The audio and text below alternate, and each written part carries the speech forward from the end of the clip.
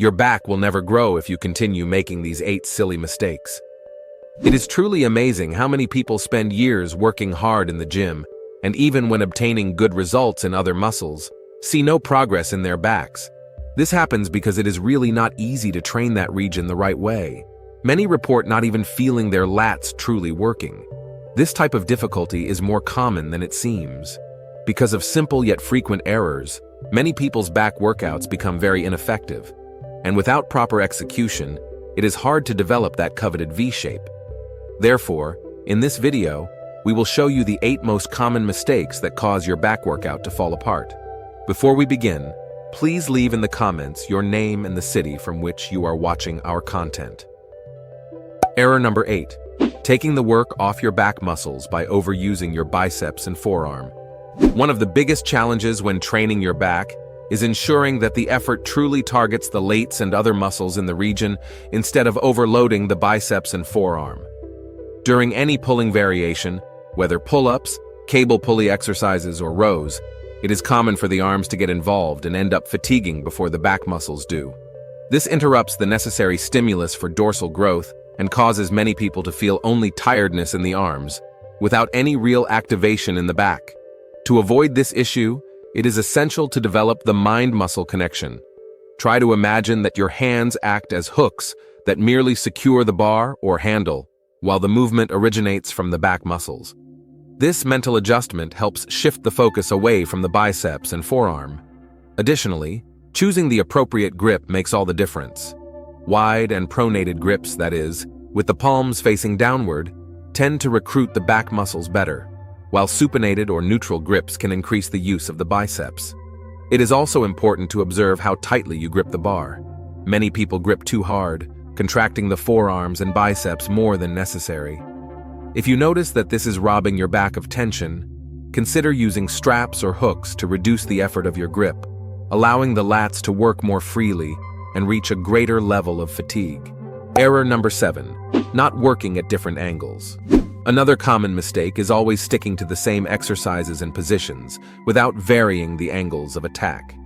The back is composed of a complex set of muscles: the latissimus dorsi, trapezius, teres major, and other smaller muscles, and each can be activated differently depending on the torso's inclination, the grip used, and the direction of the pulling movement. For example, doing only bent-over bar rows and ignoring exercises such as high cable pull-downs, low rows, and pullovers can leave parts of the back understimulated. The same goes for pull-ups. Although they are excellent, on their own they cannot hit all the necessary angles. Alternating between pronated pull-ups, supinated pull-ups, neutral grips, or wider grips already brings about significant changes in the activation points. Changing angles makes all the difference because it recruits fibers that would remain underutilized with a single movement pattern.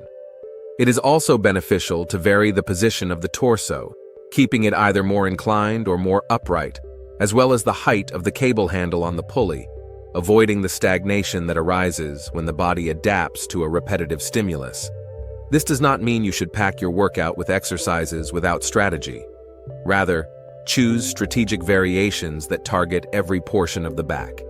You could alternate, for example, between one-arm dumbbell rows, bent-over rows, seated cable rows, front pull-downs, and pull-ups. Each exercise works different angles and emphasizes different parts, contributing to a more comprehensive development. In some exercises, maximum contraction occurs when you pull the elbows far back. In others, the emphasis is on stretching the lats. This change in stimulus is fundamental for overall growth, since each group of fibers responds better to certain types of overload. Before we continue to error number 6, do not forget to subscribe to the channel. Constant access to correct science-based information is what will help you progress in the long term in the world of weight training. Error number 6. Not paying attention to the scapula in movements.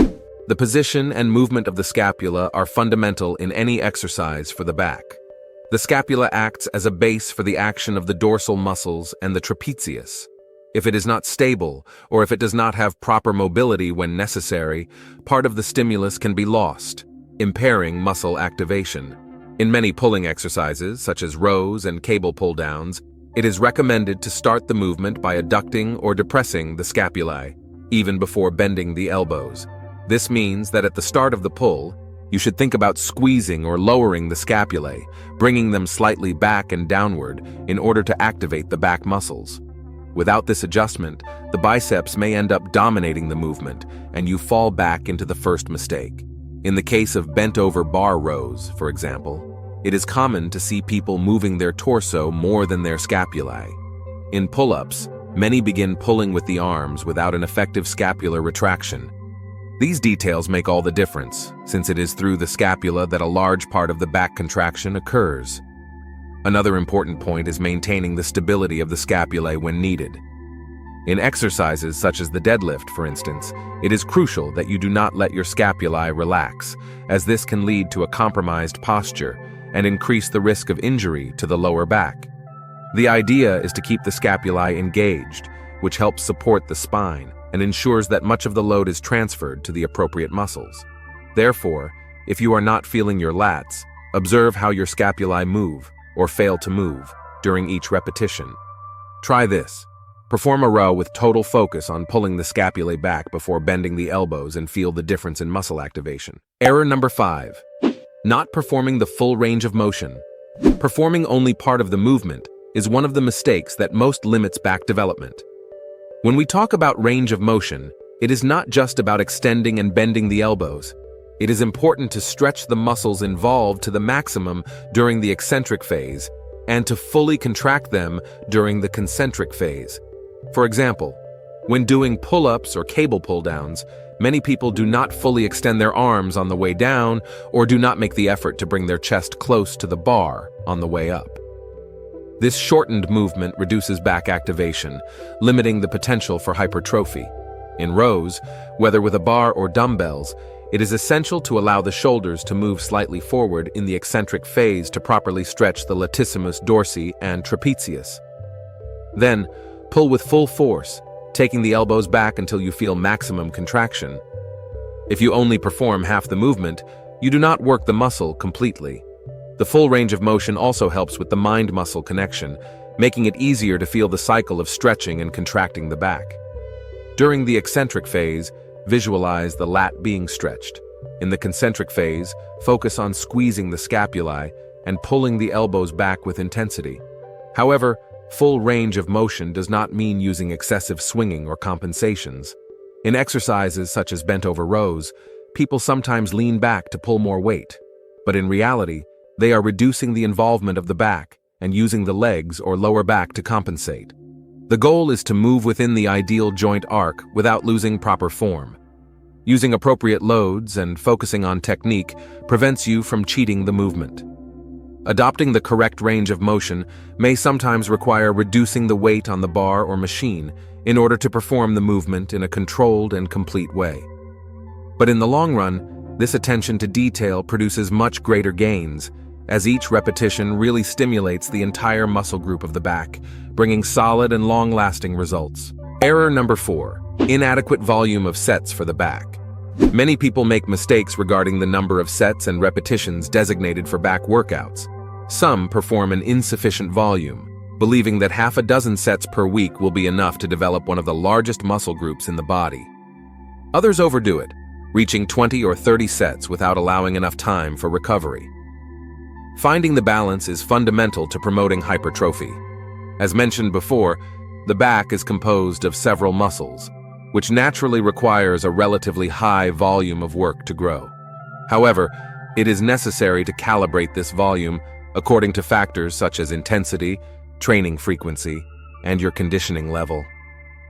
On average, something between 10 and 20 sets per week, well distributed throughout the week, tends to be effective for most people. This number is not a fixed rule, but rather a starting point. The quality of the sets also matters. It does not help to do 15 sets if the execution is rushed and the back muscles are hardly challenged. Sometimes, 8 to 10 well-performed sets with total focus on the lats can deliver better results than a large volume of poorly executed repetitions. Before increasing the number of sets, check if you are truly contracting and stretching your back in each repetition, and if you are training with an intensity close to failure, without necessarily reaching your absolute limit every time. but also without straying too far from the point of effective stimulus. Finally, remember that more is not always better. If you overdo it, you may end up with excessive pain, accumulated fatigue, and even injuries that will significantly delay your progress. The key is to incorporate the appropriate volume within an intelligent periodization, gradually increasing it as your recovery improves. Error number 3, training only once per week. If you are stuck training your back only on Monday, you may be limiting your progress. We just mentioned that 10 to 20 sets per week is a good number, but we also noted another detail. Those sets should be well distributed throughout the week. For a long time, it was believed that training each muscle group only once a week was sufficient to achieve satisfactory results. However, more recent studies and the practical experience of many athletes and trainers show that increasing the frequency can considerably improve hypertrophy, especially in regions that tend to plateau, such as the back. When you train your back only 1 day per week, there is a long interval until the next stimulus. Although recovery is necessary, especially for large muscle groups, going 7 days without any type of stimulus may not be ideal. Dividing the weekly volume into 2 sessions can be a more efficient strategy, as it provides more frequent activation without necessarily increasing the total number of sets in a single workout. Suppose you perform 12 sets for your back in 1 weekly session. Try dividing those 12 sets into 2 workouts of 6 sets each, spaced over several days. This way, your back muscles receive regular stimulation and do not remain idle for too long. Additionally, this strategy generally allows for greater intensity in each set, since you will not be as fatigued as you might be in the final exercises of a 1-day session. An important aspect is to adjust the rest of your routine so as not to overload your central nervous system or interfere with the recovery of other muscle groups. For example, if you do 1 back workout on Monday and another on Thursday, you can organize the rest of your muscle groups around those days to avoid recovery conflicts. This way, each back workout can be more focused on specific angles and exercises, optimizing the overall stimulus. Try increasing the frequency to 2 times per week by reorganizing your training plan. Error number 2, not controlling the eccentric phase. Unfortunately, many still believe that during an exercise, the only important part is lifting the weight from the starting position, and they let the weight drop uncontrollably on the way back. The truth is that a large part of the stimulus for muscle growth occurs during the eccentric phase of the movement, that is, when the muscle is stretched under tension. This oversight wastes the opportunity to generate micro tears that signal the body to repair and, consequently, trigger hypertrophy. Take the example of the bent-over row. In the concentric phase, you pull the bar toward your abdomen, contracting the back muscles. In the eccentric phase, it should be the moment to return the bar to its starting position in a controlled manner, feeling the stretch of the lats. If you simply drop the bar, you are missing an important component of the workout. The same principle applies to exercises such as pull-ups, cable pull-downs, and all types of rows. Controlling the descent does not mean performing the movement in slow motion throughout, but rather imposing a firm rhythm that keeps the muscle under tension. In addition to enhancing the stimulus for hypertrophy, this approach helps improve your technique, as it gives you time to establish the proper posture of your spine and scapulae, thereby avoiding compensations that may overload unintended areas. Another advantage of emphasizing the eccentric phase is the possibility of employing strategies such as negative repetitions.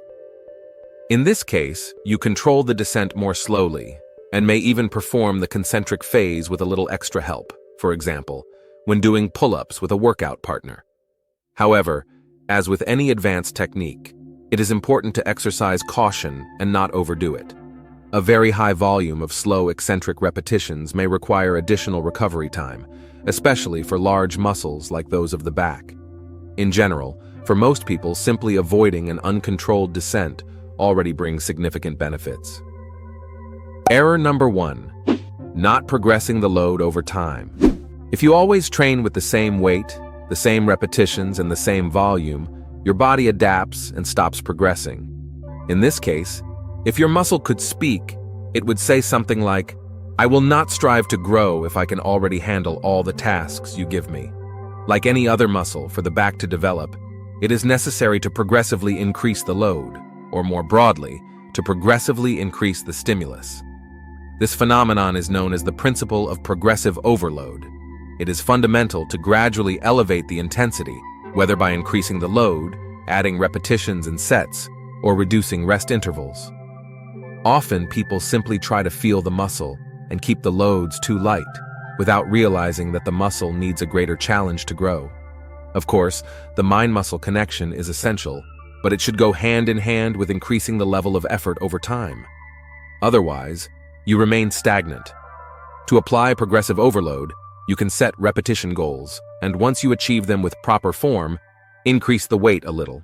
For example, if you perform 10 repetitions of a bent-over row with 88 pounds, when you feel that you can comfortably exceed that rep range, increase the load to 93 or 94 pounds and aim to stay again within the range of 8 to 10 repetitions while maintaining proper technique. This cycle of progression will signal to your muscles that they need to adapt to greater demands. Another point is to recognize your limits and not confuse progress with overdoing it. Increasing the load without being able to maintain the full range of motion or by compromising the form through excessive swinging does not constitute real progress. Now, one last very important warning. Unfortunately, even if you correct all these mistakes and perform your exercises correctly, your back will still not grow if you commit the 11 main mistakes that most people make outside the gym and are not even aware of. If you want to know what they are, we will now display on the screen a video where we show each one of them. Thank you for watching this far, and may God bless you, my friend.